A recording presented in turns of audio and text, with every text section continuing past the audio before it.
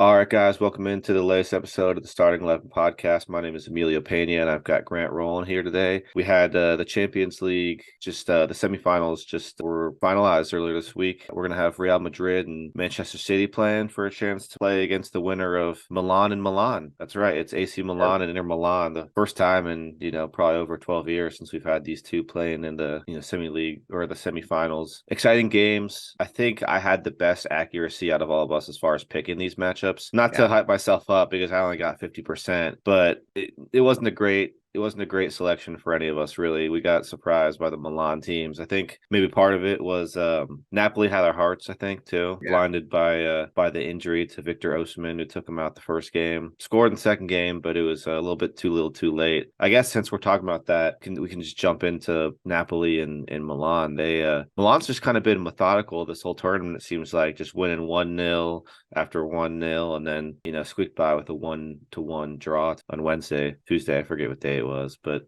they're doing what they need to do. It's not flashy, but here they are in the semifinals. Yeah, I gotta stop. I'm a victim of league form translating into like Champions League or other tournament form. I think that was my logic for another matchup with Benfica, how well they were doing in the league. And honestly, like AC and Inter Milan aren't doing the hottest in Italy right now. There's some other news going on with Italy with Juve, I guess, hopping back in, which I guess we'll have to cover on another podcast. But yeah, Napoli, I kind of know what happened, and then kind of they just, I don't know, it's a new team. Expectations, for this podcast especially, were really high. It's hard to do that with a new, fresh team, but I mean, they did look like for a while their best team in the world easily. You could make a case for it, even though they got eliminated. But the Osimhen injury obviously hurt them a lot, and then the fact that they're so far ahead in the league, you're kind of resting players for those Champions League ties, and you just, I don't know, that momentum of the team, like Kvaratskhelia, I think rested the game before. So then you're taking, and it doesn't sound like a big deal, but in terms of soccer,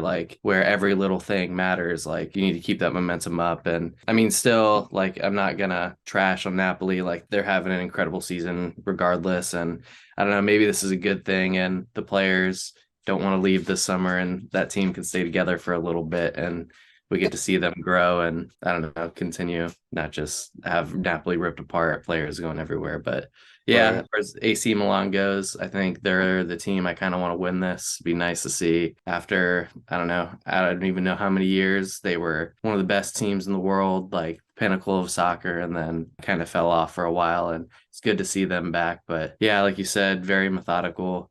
I'm kind of disappointed, but kind of not, because it's not it'd be cool to see AC Milan kind of go through. Right, I kind of agree, and we'll do predictions eventually, but right now I'm kind of feeling I think Milan would take the cake over Inter. Inter's probably a little bit more consistent, but I don't know, just something about Milan is once they get on that counterattack, Rafael Leao just turning on the jets, and obviously you got Giroud over there just to that's basically what happened in the second leg against Napoli. Was Leao just crosses it up and Giroud just smashes it in. And they're strong on the defensive end too, and that's just going to be such a great game because neither team is going to have a true home environment, so to speak, just since they both play in the same stadium to begin with. So maybe just change the field up, or I don't know how they do it versus I think it's letting certain amount of fans right season ticket holders. And another interesting thing about AC Milan is there's a guy that's kind of cursed in the Champions League that's on that team that I completely forgot about. Talking about Ibrahimovic? Yeah, it'd be kind of wild to see him win it. He's been injured for a while now, but I don't know if he's back, I don't know what's going on, but technically he'd be and I don't know, it'd be cool to see a guy like that to win it. Yeah, no, it definitely would, because he's a legend, and he's been everywhere. I'm curious to see what the tweets and the media, if he does win it, him boasting about doing the Ibra thing, right?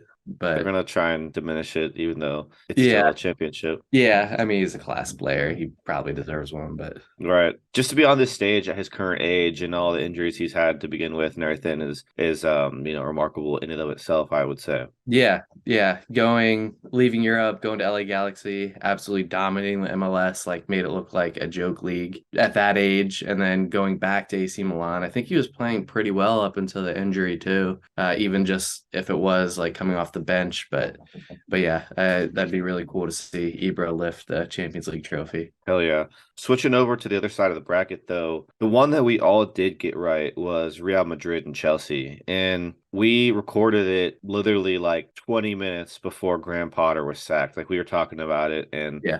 I'm getting in the car going, we're going to play FIFA actually with Ethan and everything. And Yeah.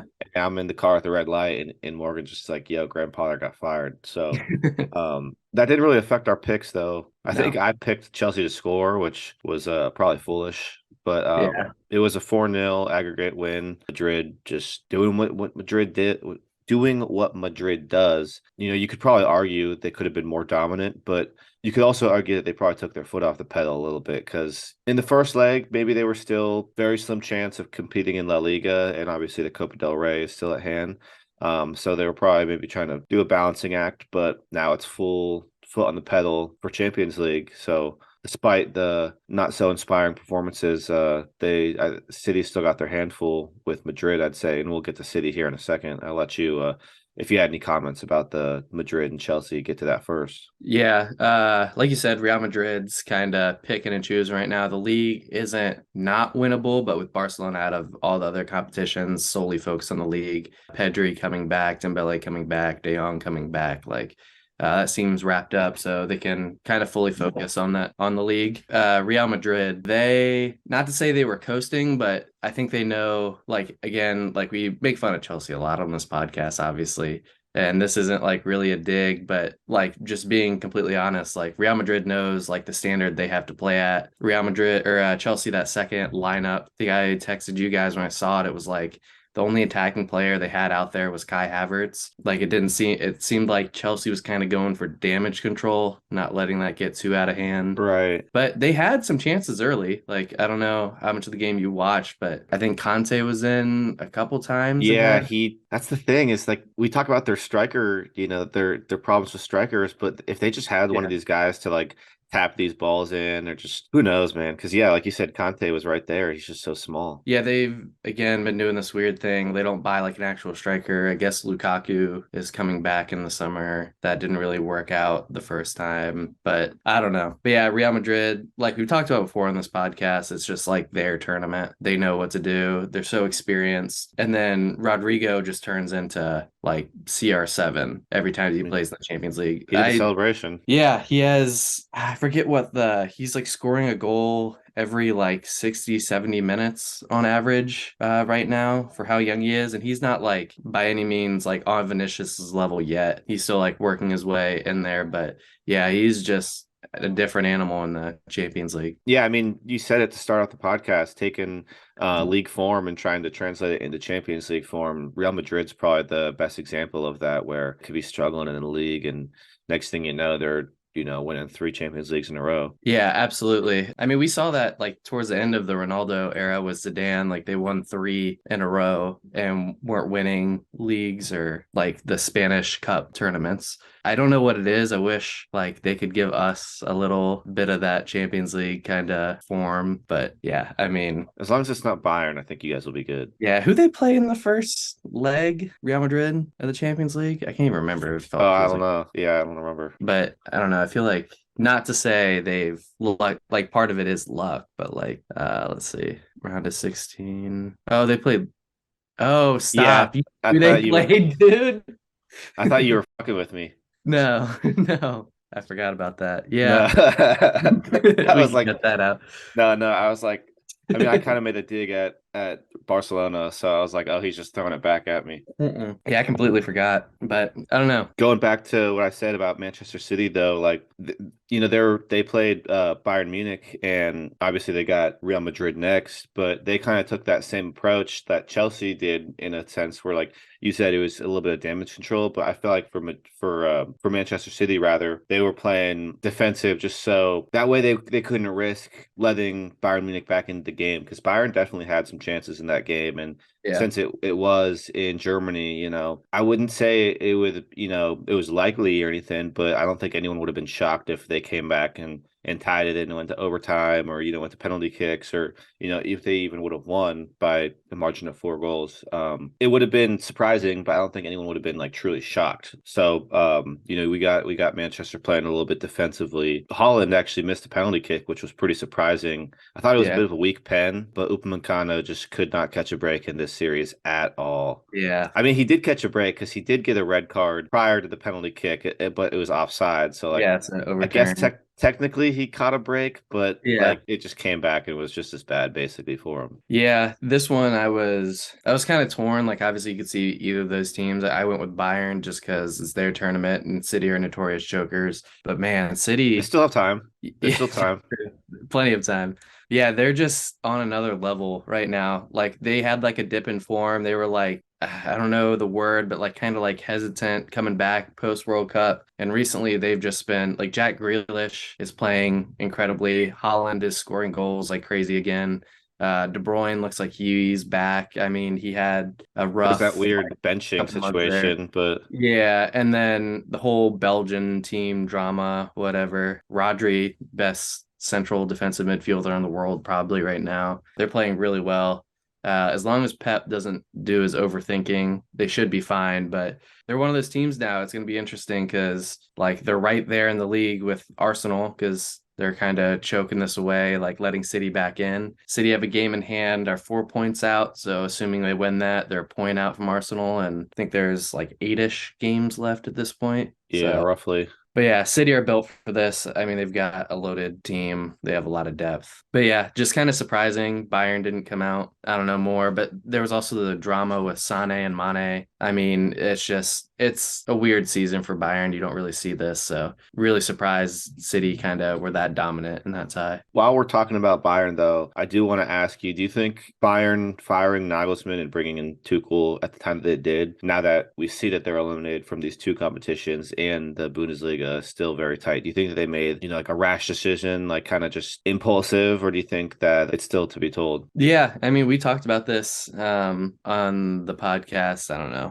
a while ago when it first happened, but no, I think we see why you don't fire managers like end of the year and sign, even if that's like your guy. Like I'm sure Tuchel next year, like that's their guy, they're gonna be back, whatever. But if you had any ambition of winning this year, that's just a crazy move to me. And then it didn't help that he came into like a firestorm. Like, I mean, it wasn't round of 16. I mean, I don't want to like trash on them, but like it's not like you're going up against like a Benfica, kind of a smaller Right. club. You're going against debatably the best team in the world the past 5 years, probably right there. So yeah, I think that was just it's been again such a weird season for Bayern Munich because you are not used to having them make these moves. You're not used to having players punching players in the face. It's usually like very closed doors, tactics being leaked. So yeah, I stick with my guns there.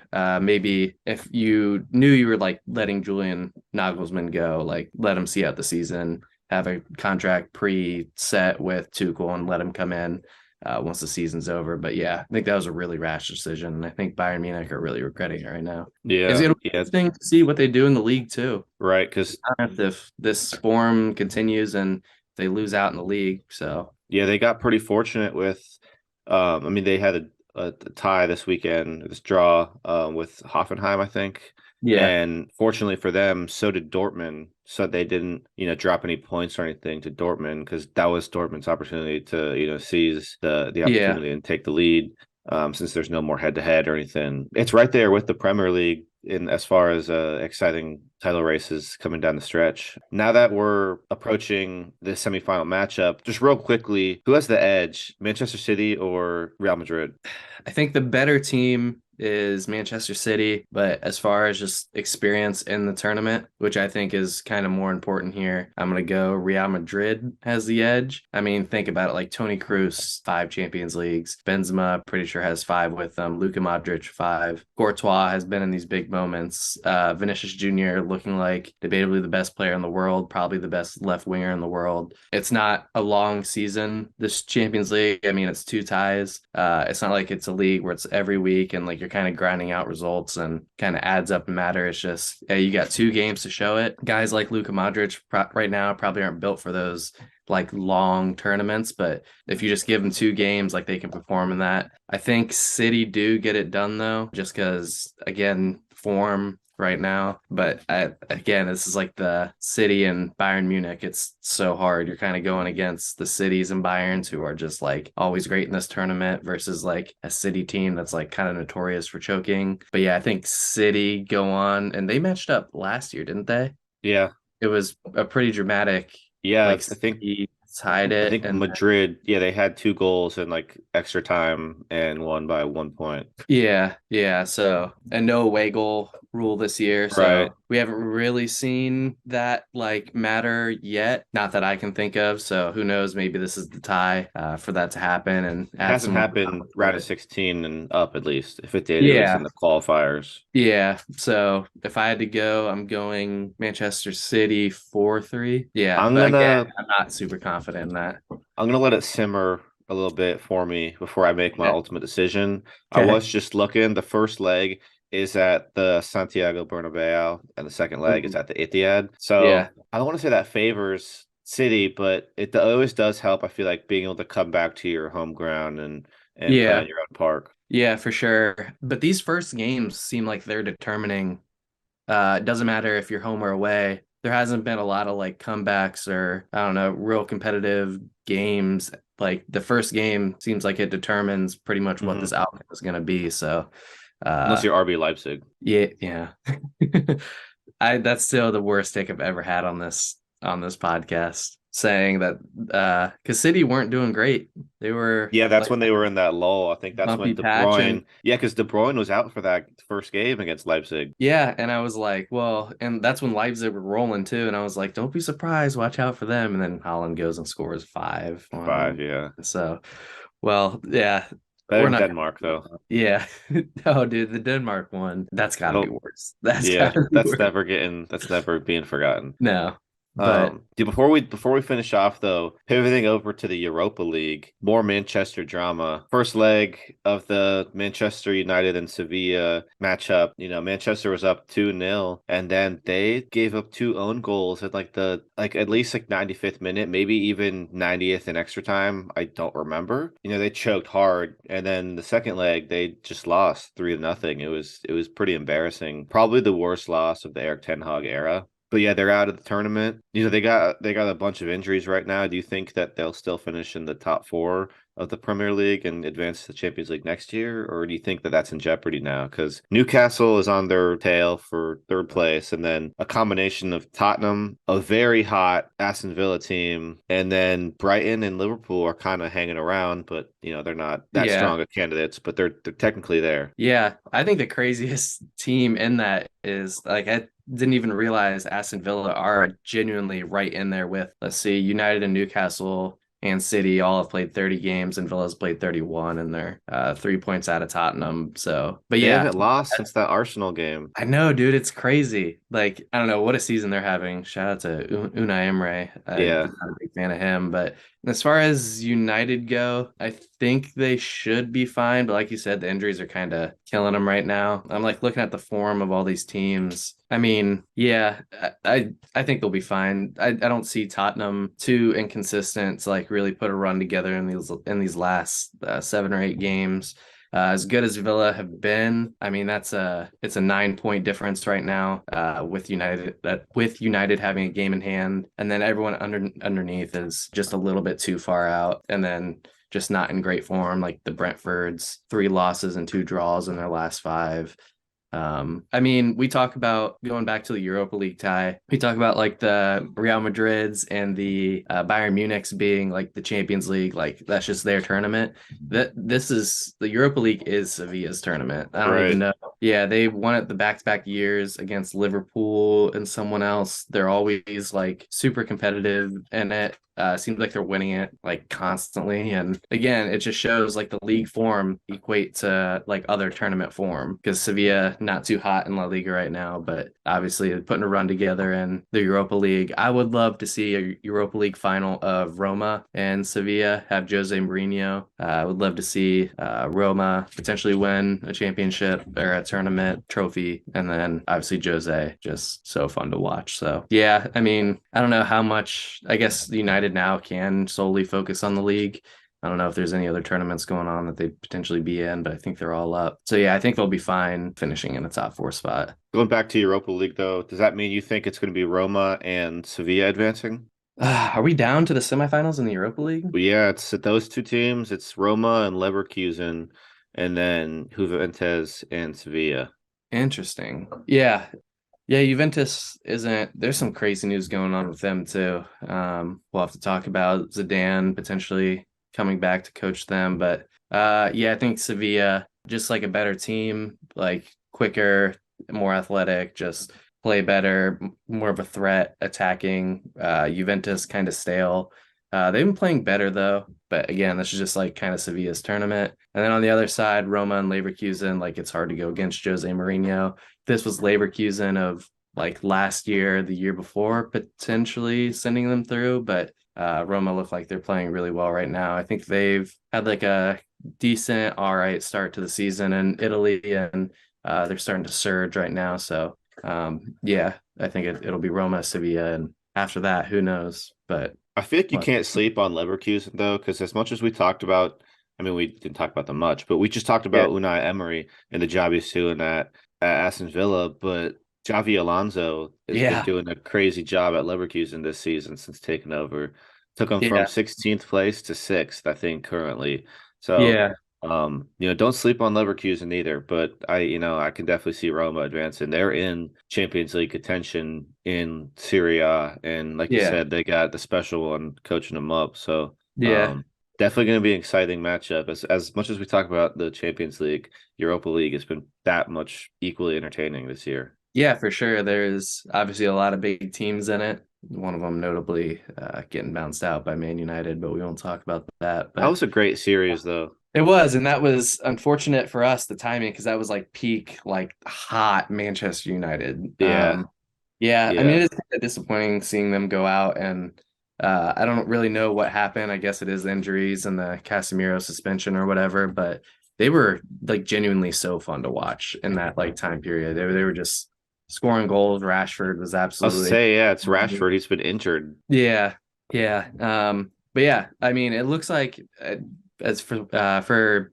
Manchester United fans, it's all looking up for them because we talked about it before.